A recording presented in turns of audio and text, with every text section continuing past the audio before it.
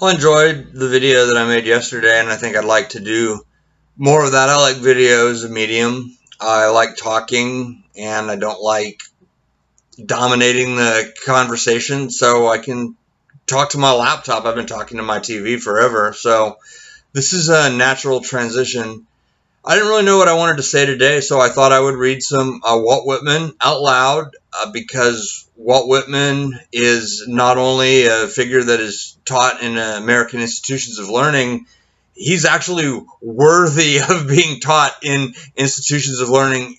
He is an extraordinary man, an extraordinary poet, and a mystic of the highest levels of realization. And I heard someone even said there's like a religion based on Walt Whitman.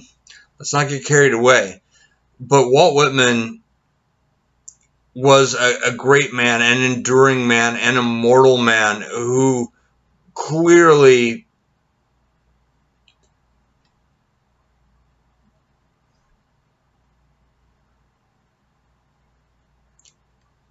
it's just not easy to summarize the greatness of Walt Whitman in words that anyone can understand because he's unparalleled. And I have this is not a beautiful edition, but it's a great edition. This is like a Barnes and Noble like bargain book with the first and last editions. I mean, $10 for this is a book of life. This is a Bible. And don't take the religious implication from that. Bible does not have a religious implication in and of itself. Just come to be associated with the Bible. I go with my Dr. Evil. I've dressed as Dr. Evil. Look at the pics. It's on the record.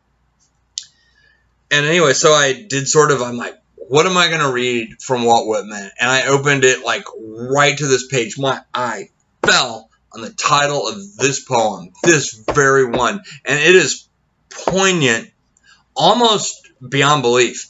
In yesterday's video, I mentioned being laid off from Comcast and how they centralized things in Florida. I also referenced experiencing one day of gas not being available in Austin, Texas in the aftermath of Hurricane Harvey. So I live in Austin, Texas. Austin is my adopted hometown. Technically, I don't live in Austin, but don't make me talk about Williamson County. You would not like me if I talked about Williamson County. Actually, it's beautiful. I love it here. Williamson County is the best. Quote me on that.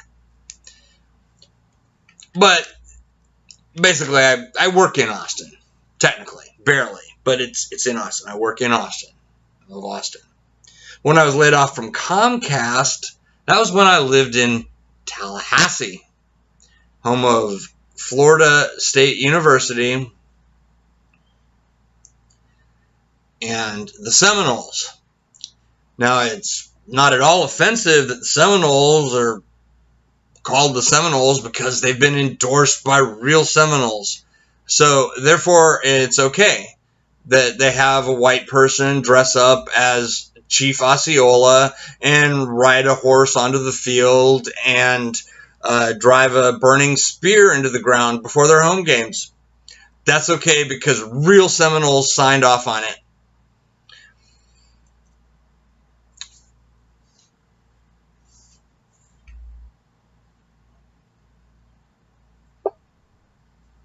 It occurs to me I may be coming across as sarcastic, and perhaps I am. I'm going to let it ride. I'm not here to judge. But I would like to read this poem by Walt Whitman, which is called Osceola.